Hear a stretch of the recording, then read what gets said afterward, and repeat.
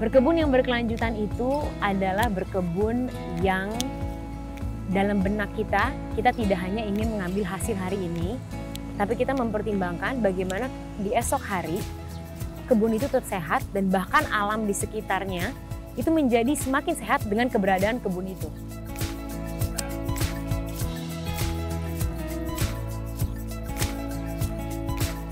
Ini dia terong dari Kebun Kumara.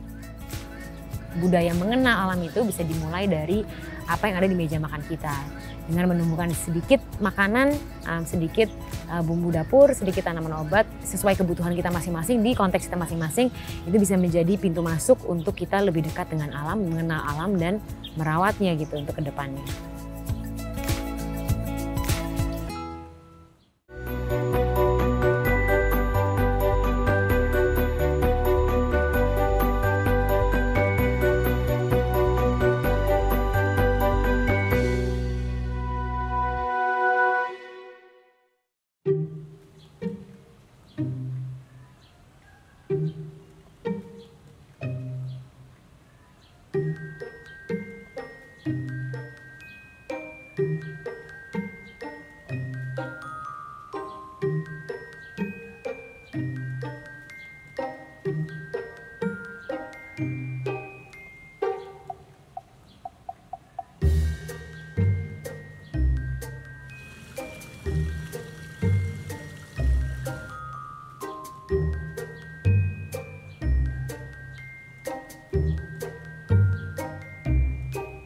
Bebek, kwak kwak kwak kwak kwak kwak kwak kwak kwak kwak.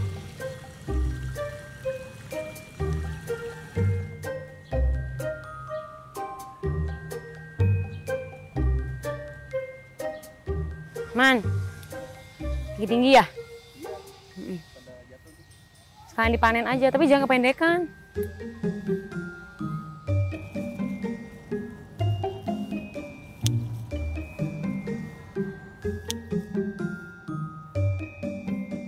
Bebek suka kali ya, Man? Tahu dia mau ini?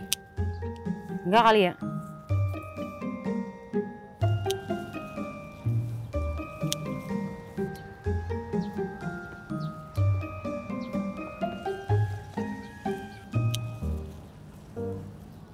Halo, selamat datang di Kebun Kumara. Kami adalah sebuah kebun belajar yang saat ini berlokasi di Saintia Square Park, Gading Serpong. Kami menggarap lahan sekitar 1.200 meter persegi untuk dijadikan food forest, ada kantong hutan pocket forest, ada edible garden juga. Di sini adalah area buat kita sama-sama belajar tentang bagaimana menerapkan hidup yang lebih lestari di tengah-tengah kota.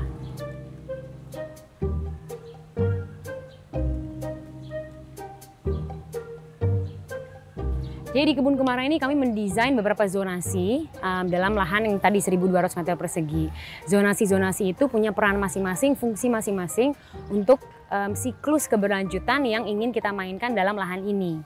Jadi contohnya sekarang kita berada di sebuah hutan pangan atau food forest. Ini didesain untuk meniru hutan. Makanya di sini akan ada layers, ada yang tinggi, ada yang kanopi, ada yang understory, ada semak, ada herba, dan ada keanekaragaman di sini. Jadi kita akan menemukan banyak tanaman obat, ada tanaman pangan, sayur mayur yang usianya cukup lama. Ada juga bunga-bunga, karena itu sangat amat penting. Mereka itu mempunyai peran untuk mendatangkan polinator, mereka penghalau serangga juga. Dan di tengah-tengah food forest kita ada kolam. Nah, elemen fitur air ini adalah elemen krusial dalam sebuah desain lanskap. Karena selain dari dia memberi kesan yang lebih estetik dan menyejukkan gitu ya, karena ada air, dia juga krusial sekali sebagai habitat untuk berbagai macam fauna yang kita inginkan hadir di ekosistem kita. Jadi kalau sekarang bisa dilihat ada bebek, tapi selain itu bayangkan kolam ini bisa menjadi sumber air untuk kadal, kodok, serangga-serangga yang hidup di sini yang menjadikan ini rumah, di mana serangga tersebut dan binatang-binatang tersebut menjaga keseimbangan area ini gitu.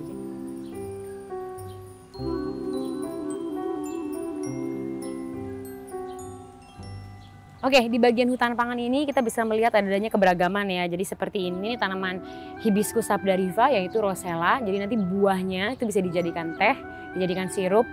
Kalau ini Jinten variegata, ini tanaman obat, bisa dikunyah, bisa jadi obat sariawan, bisa diseduh jadi teh.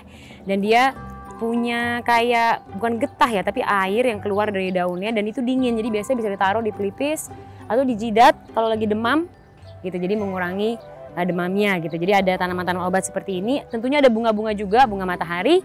Kalau bunga matahari ini adalah sesajen kita di kebun. Jadi semua belalang itu akan happy dengan bunga matahari sehingga dia nggak perlu makanin sayur mayur atau tanaman obat kita yang kita tanami. Jadi kenapa selalu ada bunga matahari.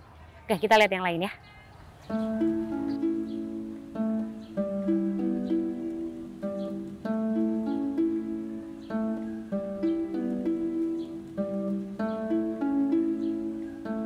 Sebenarnya pendekatan cara mendesain ruang dan cara kita merawat, menumbuhkan dan berkebun gitu ya.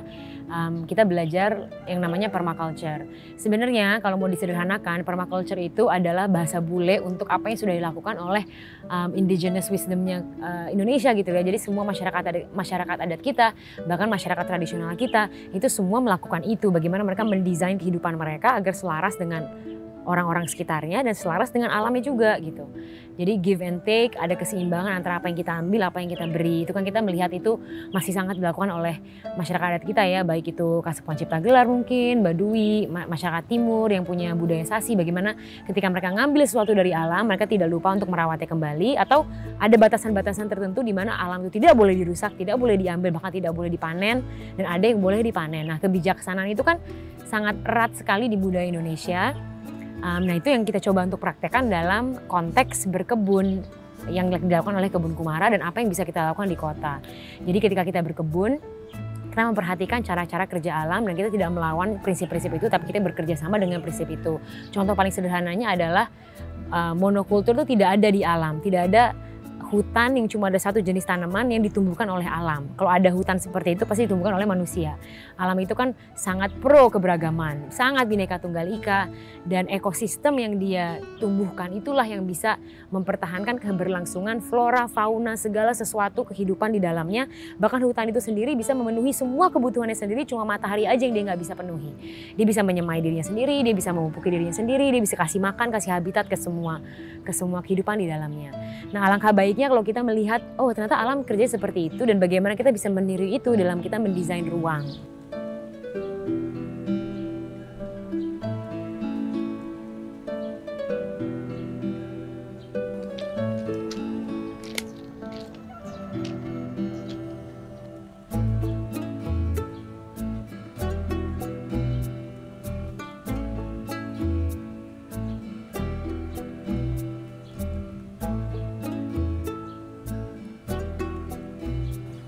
Ini juga unik banget, ini namanya holy basil, bahasa bulenya ya. Kalau bahasa kita adalah ruku-ruku atau tulsi. Nah ini tuh sebenarnya dipakai ya di masakan Padang. Dan sulit banget dicari ruku-ruku. Karena dia tuh sebenarnya satu keluarga sama kemangi, jadi daunnya mirip tapi baunya sangat amat berbeda. Dan dia enak banget dijadiin teh. Jadi kalau di Kebun Kumara, selain kita pakai buat, bisa kita panen, kita bagi-bagi ke orang, kalau orang ada yang mau pakai buat masak, kita biasanya ngeteh. Jadi daun-daun yang biasa dipakai buat masak atau bumbu dapur itu sebenarnya bisa diteh juga. Dan ketika dia diteh, dia punya manfaat beragam lagi buat badan kita gitu.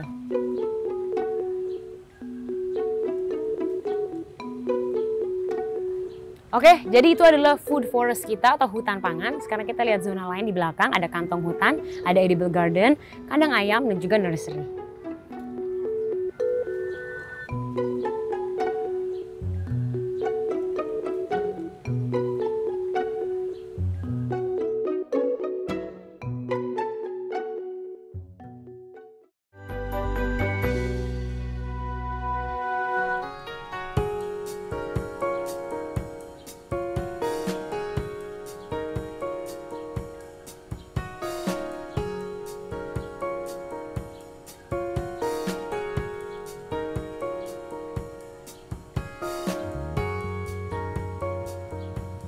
Nah, kalau ini adalah area kebun sayur kita atau edible garden.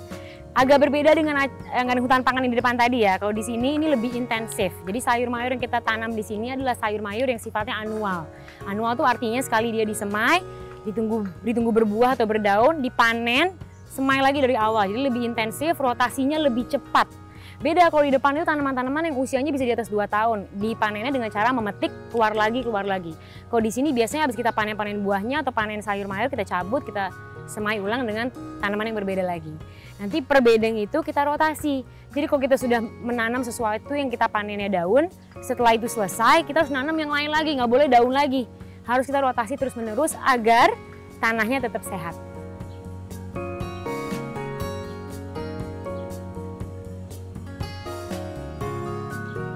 Kebun Kumara itu kan didirikan oleh orang-orang yang tidak pernah berkebun sebelum memulai kebun Kumara. Jadi bisa dikatakan bahwa tim kita tuh artinya baru nanam sesuatu, baru tanda kutip merawat alam itu kan di usia 28 ke atas lah ya untuk tim kita saat itu tuh bikin kebun Kumara. Dan kita ngerasa ini tuh sebuah wisdom ya, kebijaksanaan, ilmu, keterampilan yang sebenarnya sangat amat mendasar ya. Jadi kayaknya sudah seharusnya, sewajarnya kita tuh pahamlah cara menumbuhkan makanan kita sendiri gitu. Apakah kita harus melakukannya sehari-hari? Ya enggak, cuma pemahaman itu tuh yang menjadi hal yang penting ya. Karena disitulah keterhubungan kita dengan alam gitu. Nah jadi kita merasa kita juga tidak mengakui sebagai expert, kita hanya merasa kita kebetulan melakukan duluan aja. Jadi banyak proses trial and error yang kita lakukan dan kebetulan kita dapat insight banyak. Jadi kita pengen orang nggak usah mengulangi kesalahan kita, belajar aja dari insight kita gitu ya.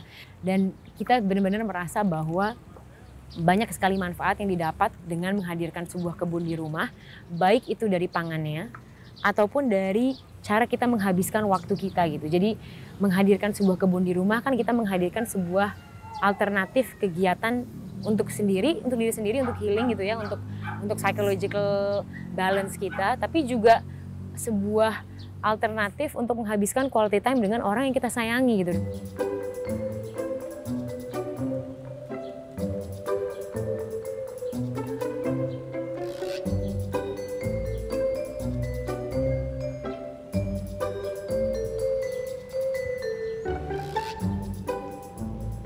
Hari ini aku mau panen terong, jadi ini area kebun sayur kita atau veggie garden.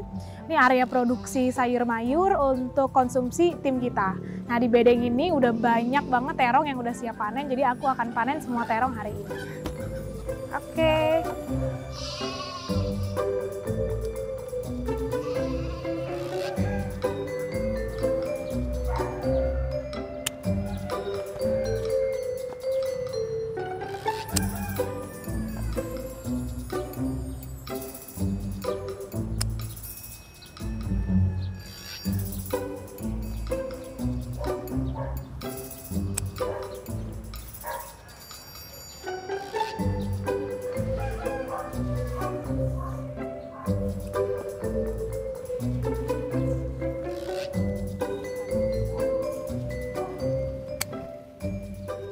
Ini dia terong dari kebun Kumara.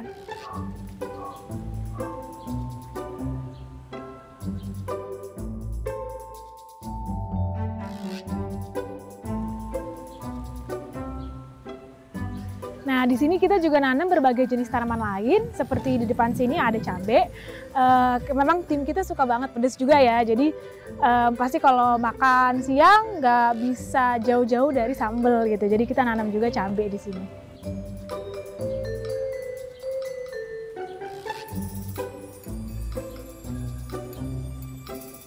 Sebenarnya dengan kita berkebun, kita lebih memahami asal-usul pangan kita secara utuh. Kita paham bahwa dia berproses, bahwa proses itu tidak mudah, bahwa pangan yang sehat ternyata itu pangan yang segar misalnya, dan bahwa segala sesuatu tuh misalnya contohnya kayak cabai dia butuh 8 bulan untuk berbuah, sehingga ketika kita melihat sambal di meja itu beda tuh pengalamannya, karena kita tahu sendiri bahwa cabai-cabai yang ada dalam sambal itu nggak instan gitu, nggak tiba-tiba muncul dan menjadi sambal itu kan. Jadi semua pengalaman yang didapat lewat berkebun terkait pangan itu menguatkan pengalaman kita sebagai konsumen. Dan yang kita harapkan adalah ketika nanti kita menjadi konsumen yang membeli pangan-pangan ini, kita bisa lebih berpihak pada pangan lokal, pangan musiman, dan kita berpihak pada bisnis-bisnis yang melestarikan alam gitu. Karena kan pada dasarnya ketika kita sudah mempunyai pemahaman itu sendiri, nggak mungkin lah kita jadi nggak ngeh dengan kenyataan yang terjadi saat ini, dan bagaimana kita mungkin bisa melakukan substitusi kecil dalam cara kita berbelanja agar kita pun dalam memutuskan apa yang ada di meja makan tidak hanya sehat untuk kita, tapi kita tahu ketika kita beli ini nih di tempat ini itu punya dampak yang lebih dahsyat untuk petaninya, untuk alamnya gitu, dan untuk Indonesia.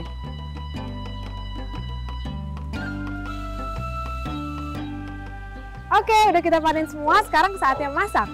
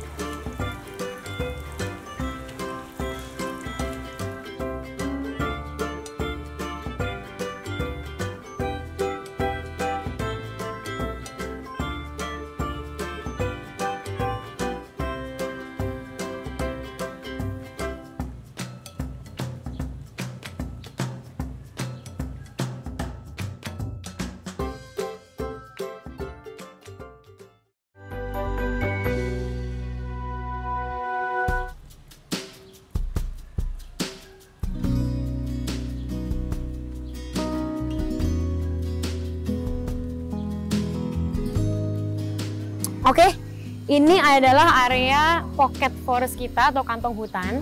Area ini memang adalah sebuah hutan mini. Jadi dipelopori pendekatannya oleh Akira Miyawaki, seorang botanis Jepang. Dia memberikan sebuah pendekatan di mana kita bisa menghadirkan hutan loh di kota sebagai langkah reforestasi untuk perkotaan, untuk kita memitigasi dampak krisis iklim di kota-kota. Jadi kalau kota itu kan akan semakin panas, akan semakin kering, akan ada banyak gelombang panas, belum lagi nanti kita rentan terhadap banjir. Nah, bagaimana kita menghadirkan ruang-ruang hijau yang bisa memitigasi itu sebagai salah satu solusi berbasis alam untuk perkotaan. Nah, salah satunya adalah ini, hutan, kantong hutan tadi. Jadi fokusnya adalah bagaimana kita bisa menanam secara padat. Jadi ini luasnya 8x4, 32 meter persegi. Dan per meter persegi itu ada 3 sampai 5 bibit tanaman. Nah, tanaman yang ditanam di sini itu ada berbagai layer. Sebenarnya mirip kayak di hutan pangan depan. Jadi akan ada emergent, ada canopy, understory, ada shrubs, ada herba. Jadi kita main di setiap layer tersebut dan ditanam secara padat sengaja untuk merangsang pertumbuhan masing-masing. Dan selalu mengedepankan tanaman lokal.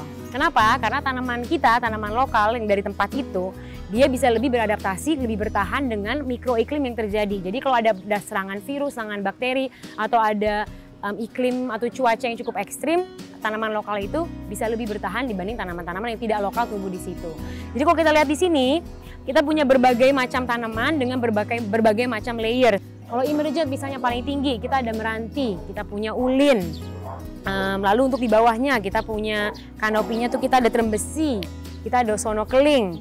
Lalu untuk understory buah-buahannya kita punya bisbul misalnya, kita punya lamtoro juga. Lalu di bawahnya itu kita ada kopi, ya kan, lalu di bawah itu lagi ada herba. Dan ini jadi sebuah percontohan nyata sih bahwa di kota kita tetap bisa menumbuhkan hutan mini. Nanti setelah setahun nih semua akan tinggi-tinggi banget dan mulai terlihat mana yang bertahan dan mana yang tidak. Jika dia tidak bertahan ya kita cabut dan kita pertahankan mana yang paling kuat.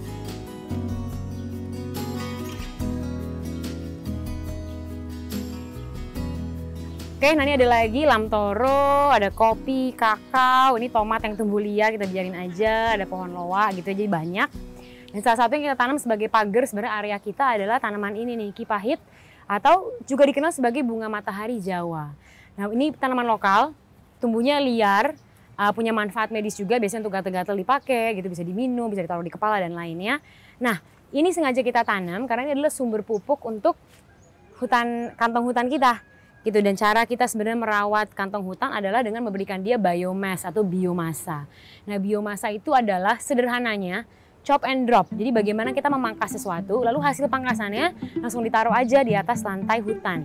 Ini kita meniru cara kerja hutan secara alami. Kalau di hutan itu kan tidak ada yang menyapu, ya kan, nggak ada yang menyemai apapun. Semua yang binatang-binatang yang mati ada di permukaan tanah, semua daun yang berguguran ada di atas permukaan tanah. Itu semua kelak akan terurai menjadi sumber pupuk yang menjaga keberlangsungan hutan tersebut. Nah kalau kita chop and drop, kita meniru itu. Jadi kalau kita pangkas, ya, Tentunya kan kita jaga juga ya, kita kan nggak pengen ini tinggi banget kan. Kita pengennya bisa tinggi menutupi pagar itu aja. Jadi kita harus kontrol juga tinggi dia, pasti kita pangkas. Pangkasan ini tinggal kita taruh langsung di atas permukaan tanah kantong hutan ini dan dia akan jadi pupuk nantinya pas dia terurai, pas dia mengering. Jadi tinggal kita taruh aja di atas permukaan tanah. Di sini bisa kelihatan sebenarnya udah banyak ya daun yang warna coklat, daun kering, itu memang sengaja. Itu bukan sampah daun, itu bukan sampah, melainkan lapisan mulsa. Lapisan yang melindungi tanah.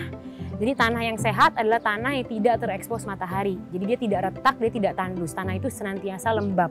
Kalau tanah itu lembab, kehidupan dalam tanahnya happy. Cacingnya seneng, jamur seneng, bakteri seneng, semua mereka seneng.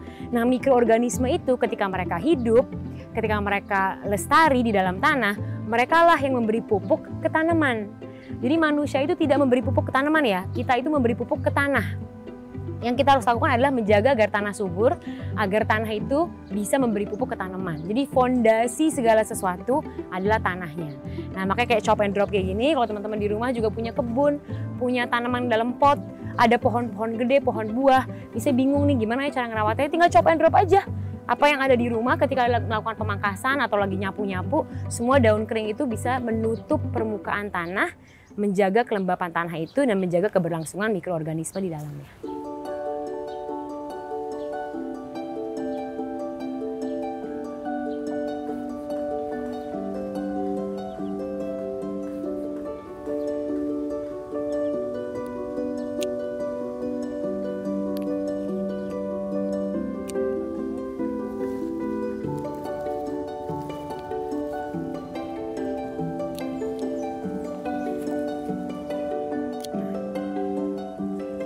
Harapannya Kebun Kumara, kenapa kita menumbuhkan kebun belajar, kita mendesain taman kota misalnya terakhir, adalah kita pengen orang ketika dia masuk ke ruang-ruang yang kecil gitu ya, ke konsep-konsep yang kita lakukan, dia bisa melihat bahwa di rumahnya pun dia bisa punya ini gitu. Karena kadang kan kita tidak tahu itu bisa terjadi karena nggak pernah ada yang nyontohin gitu. Kita tidak biasa mengkompos karena kita nggak tahu, tetangga kita nggak ngompos, orang tua kita nggak ngompos, yang kita jadi nggak ngompos gitu kan. Tapi kalau kita melihat ada sistem pengkomposan yang mudah, kita jadi merasa di rumahku juga bisa gitu. Nah yang Kebun Kumara harapkan dengan kita menggarap kebun belajar, kita menggarap kebun-kebun taman-taman gitu ya, yang bisa teman-teman cari juga, adalah semakin banyaknya interaksi orang dengan kebun, dengan pangan, ya kan, dengan alam.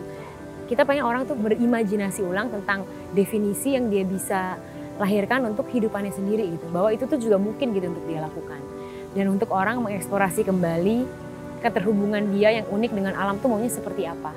Karena kita merasa bahwa dengan satu pot, bayangkan ada satu anak dikasih satu pot, dia menyemai sebuah tanaman, bilang cabai, dari awal sampai panen. Bayangkan pengalaman yang didapat oleh anak itu ketika dia harus merawat, dengan kegagalannya, dengan keberhasilannya, bagaimana wisdom yang bisa dia ambil dari si tanaman itu terhadap dirinya sendiri gitu, proses belajarnya dan lainnya. Dan kita ngerasa semua itu tuh bisa dirasakan oleh semua orang di kota juga. Dan kita berharap dengan apa yang dilakukan Kebun Kumara, orang melihat bahwa iya ya sebenarnya saya juga bisa sebenarnya ngelakuinnya di rumah saya sendiri.